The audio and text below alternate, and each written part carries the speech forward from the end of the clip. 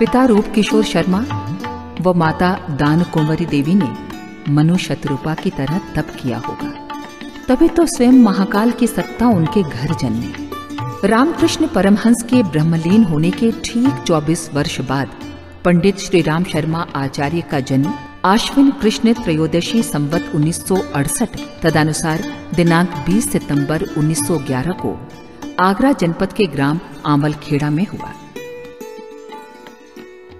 प्रस्तुत स्थान वो है जहां पहली बार इस धरित्री पर श्री राम नामक बालक अवतरित हुआ। इस स्थान पर आज एक भव्य स्मारक विनिर्मित हो चुका है।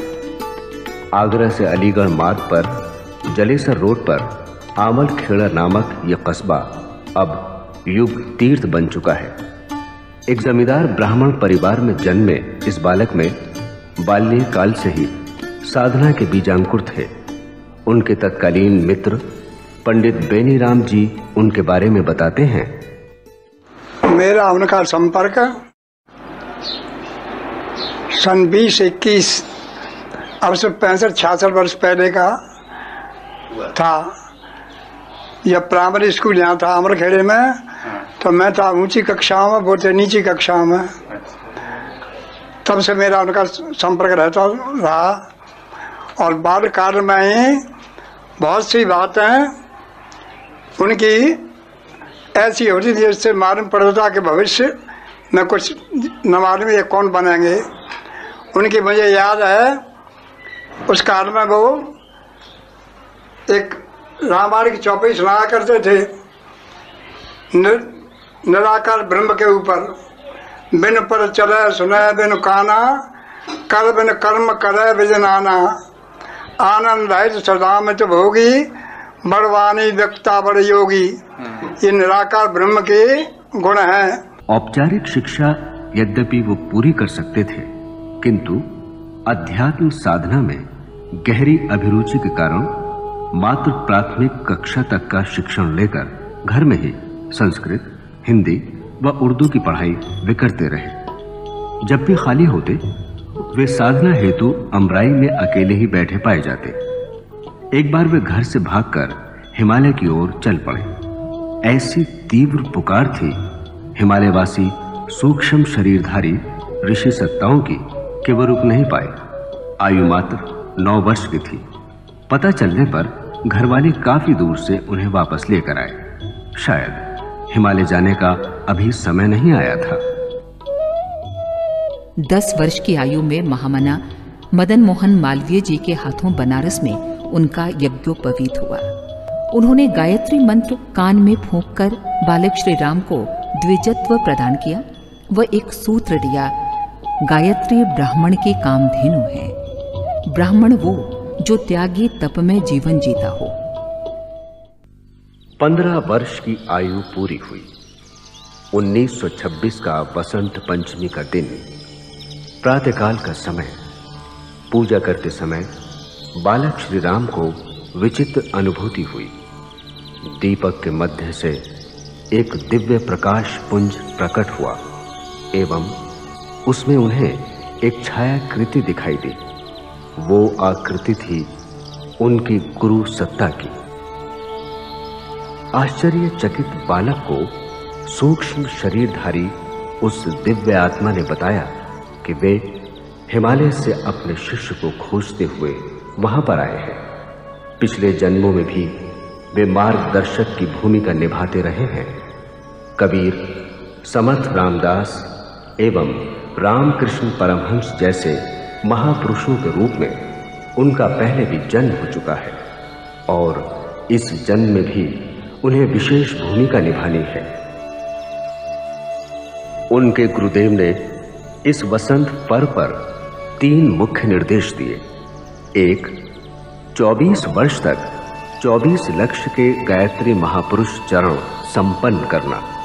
इस अवधि में मात्र गाय के दूध व छाछ पर रहना। दूसरा, अखंड ज्योति प्रज्वलित कर एक पत्रिका प्रकाशित करना, एक विशाल संगठन बनाना। तीसरा, स्वतंत्रता संग्राम में भाग लेना।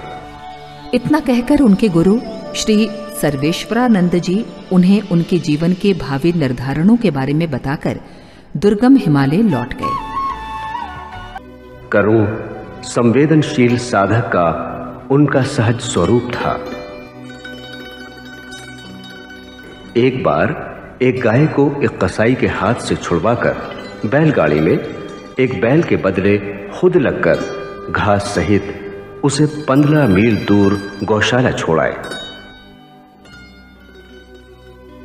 हरिजन महिला छपको के हाथ में गैंग्रीन था। घर वालों के मना करने पर भी उन्होंने उसकी खूब सेवा की। स्वस्थ होकर उसने ढेरों आशीर्वाद दिए। एक मुसलमान साहूकार की बहू को युवक श्री राम ने जलते घर से तब बाहर निकाला जब घरवाले उसकी चिंता न कर सामान की परवाह कर रहे थे। किसानों की व्यथा उनकी अपनी व्यथा थी। किसानों के बीच जाकर वे उन्हें प्रेरणा देते, नए सुधारों से अवगत कराते। महिलाओं को स्वावलंबी बनाने के लिए उन्होंने 20 वर्ष की आयु में एक बुनता घर बनाया। कांग्रेस का आंदोलन चरम शिखर पर था। 1930-31 में छुड़े गांधी जी के आंदोलन में शामिल होने वे घर से निकलना चाहते थे, पर घर वालों ने कड़ा प्रतिबंध लगा दिया। अंततः शौच के बहाने निकलकर वे स्वयंसेवक भर्ती शिविर पहुंच ही गए। अंग्रेज सरकार का दमन चक्र चल रहा था। सत्याग्रह के दौरान उनसे तिरंगा झंडा छुड़वाने आई पुलिस उन्हें पीटती रही। झंडा जब बेहोशी की हालत में उनसे छूटने लगा तब मुंह से पकड़ लिया। झंडे का टुकड़ा अस्पताल जाकर ही निकाला जा सका। तब से उन्हें श्री राम मत्त आजादी के दीवाने के रूप में जाना जाने लगा। नमक आंदोलन में भी वे शामिल हुए और नमक के घोल की कीचड़ में पुलिस से पिटते हुए गिर गए। इतना सब होने पर भी आजादी की लगन लगी रही। वे एक आदर्श स्वयं सेवक थे, इतने कि श्री बालकृष्ण नवीन जैसे नेता ने उनकी विनम्रता को, सेवा भावना को सराहा। आसनसोल जेल में सन 1933 में श्री राम मत्त महामना मदन मोहन मालवीय, रफी अहमद किदवई, स्वरूपा रानी नेहरू, देवीदास गांधी, जगन प्रसाद रावत आदि के साथ कई दिन रहे। इस अवधि में उन्होंने मालवीय जी से मुट्ठी फंड का मूल मंत्र सीखा। स्वतंत्रता संग्राम में भाग लेने के कारण लगातार छापा पड़ता रहा एवं घर की कुर्की हो गई।